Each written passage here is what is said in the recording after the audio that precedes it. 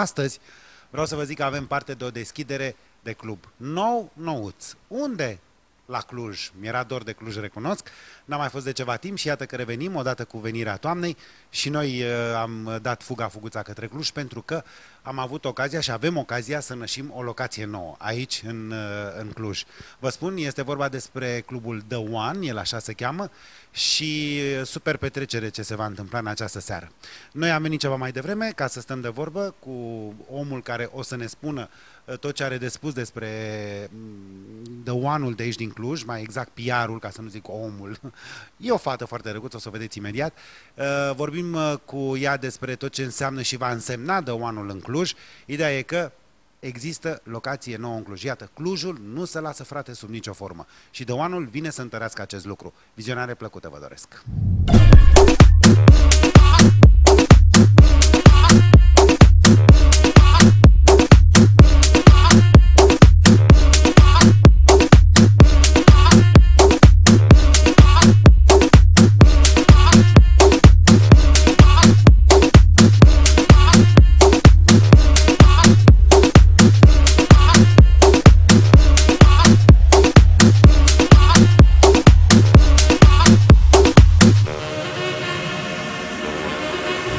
The One, locație nouă, rețineți-o și o să aflăm mult mai multe lucruri despre această frumoasă locație. Ați văzut-o ceva mai devreme? Colegul Dănuț Vasilcin v-a descris-o în detaliu, pentru că el este fascinat de detalii. Așa e Vasilcin al nostru, un artist, nu alta. Dar detalii, vă repet, despre The One-ul de aici din Cluj, o să le primim din partea Andrei. Andreea. Andrei. Omul Andreea.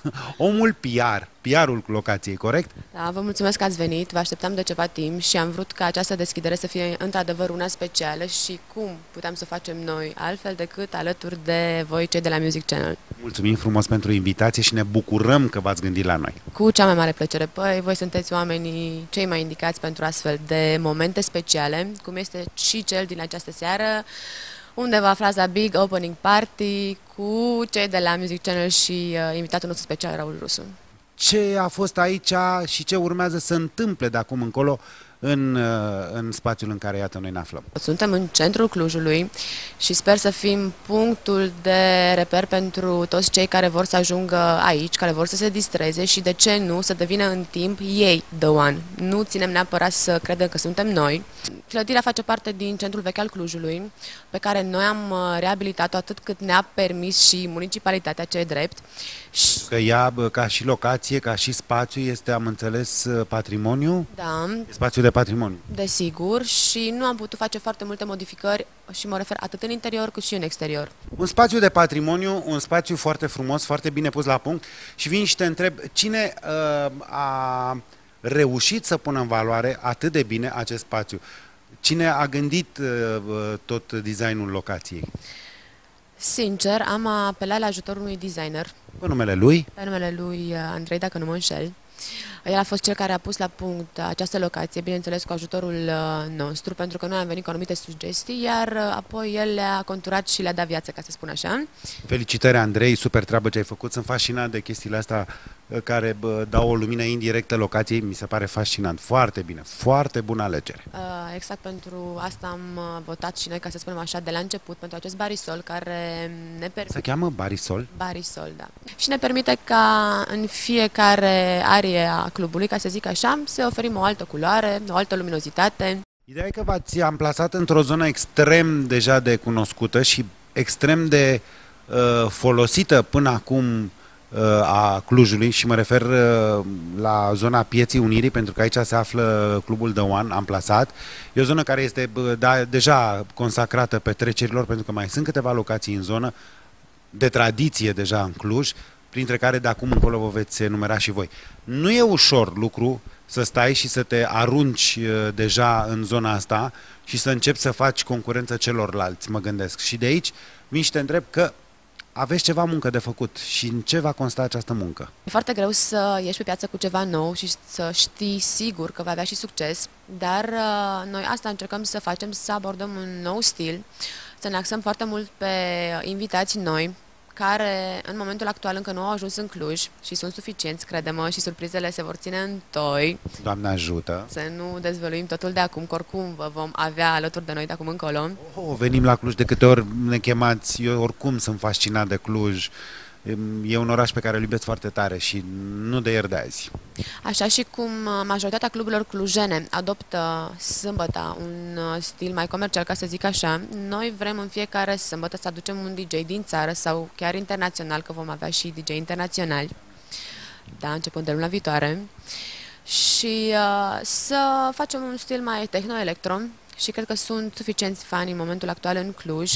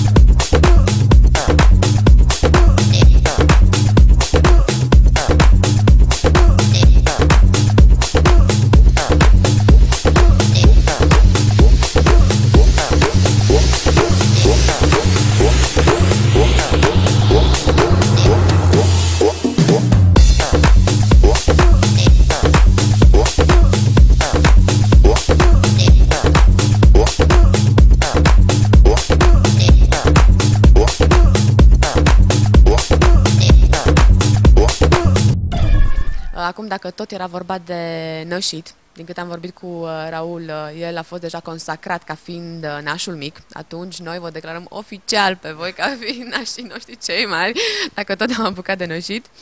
Și sperăm ca toate să fie într-un moment cât mai bun, să avem cât mai multe succese și vă așteptăm cu brațele deschise în Club The One din Cluj-Napoca. Și vă repet, este în Piața Unirii. N-aveți cum să-l ratați, n-aveți... Numărul 2. Numărul 2. Aici găsiți The One-ul, nou, proaspăt și frumos, așa cum îl vedeți, așa cum l-ați văzut.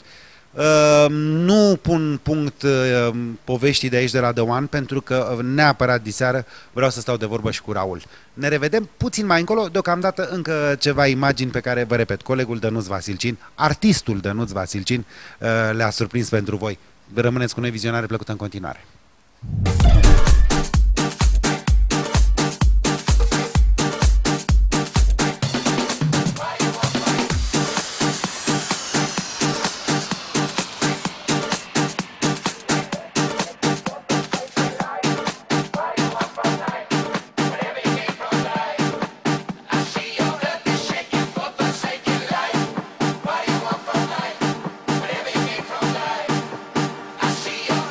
Shaking for the shaking life.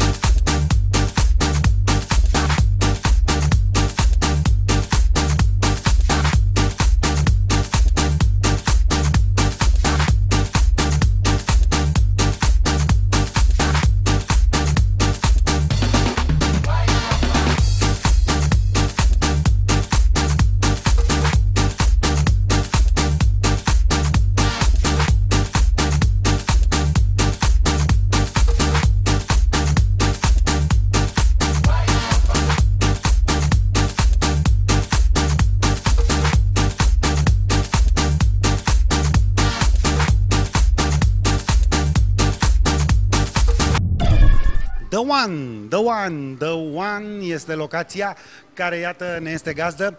Am venit să o moșim, cum ne stă nouă bine, și naș, clar, este nimeni altul decât... Nașul mic. Nașul mic, bine, nașul mic, nimeni altul decât veteranul DJ-ilor din România, aș putea spune. Prietenul nostru, așa trebuie să zic. Nimeni altul decât prietenul nostru. Familiarul DJ Raul Rusu. Piese noi, nu știu, povești, te mai arunci, mai vrei să faci single nou, să faci videoclip, ceva de genul, sau te-ai lăsat pe gubaș și rămâi doar pe ideea de a mixa în club, de a merge să faci, să bagi în... Nu? Nu, adică... Lămurește-mă. Te lămuresc cu mare drag. Și foarte scurt, am să mai fac piese, o să mai fie un release, cred că luna viitoare, nu pe piața românească, clipuri nu mai fac. Ce înseamnă că nu mai ești pe piața românească și unde te duci? Lămurește-mă. Poate oriunde, pentru că ceea ce voi face nu este pentru gustul... Cine lucrezi afară? Cu ce label? Următorul va fi cu Crossold, un label micuț, dar care s-a dezvoltat extraordinar de bine și au, hai să spun, o imagine ok și o prezență cam peste tot unde ar trebui să fie un label, de bun simț. Cam în 2 luni de zile o să pornesc labelul meu. Care cum se va chema? Emma Records. Școala de DJ continuă să funcționeze, nu? Da, merge. Și școala de producție muzicală se mai mișcă. Semn că lumea este interesată în a mai învăța câte ceva. Facebook, cum te găsesc? Raul Rusu, Emma-Studio, adică Ma Studio de la Music Arena. Vorbim puțin despre locația în care ne aflăm, pentru că e o locație frumoasă, cochetă și nouă, pe care o moșești. Clar, ești naș în seara asta. Tai, știi, cu mața finului, acea alța finului, și vin și te întreb, cum ți se pare? Băi, foarte frumos. The One-ul de aici din Cluj. Ce-mi place mie la Cluj, băi, au atât de multe subsoluri mari. Și senzaționale și știu să le amenajeze într-un mare fel. Ce-mi place aici, că au lăsat piatra la vedere. Câteodată unii mai greșesc, vin și pun cărămidă sau pun... Pânză monșer. Pânză monșer, că se poartă pânza. Ideea e că, uite, cei de la The One au ținut faza, au reținut povestea, că e bine să lași pereții aia vechi de când hău și bărgău și să-i lași acolo că dau bine. Că ăsta este farmecul unei locații underground, așa cum este The One-ul de aici din Cluj. Frumos. Deci trebuie să recunosc că le-a ieșit. Le-a ieșit. Și mai cu seamă, va fi o seară absolut senzațională, când, desigur, la pupitru se va afla Raul Rusu. Nimic mai mult, asta a fost locația asta superbisimă pe care, iată, v-am prezentat-o astăzi. The One, aici, în Cluj, în centrul Clujului, în Piața Unirii, o găsiți atât de ușor, încât nici nu vă puteți imagina. Voi doar să veniți. Nimic mai mult. De la Cluj, de la Colojvar. V-am pupat. Ciao!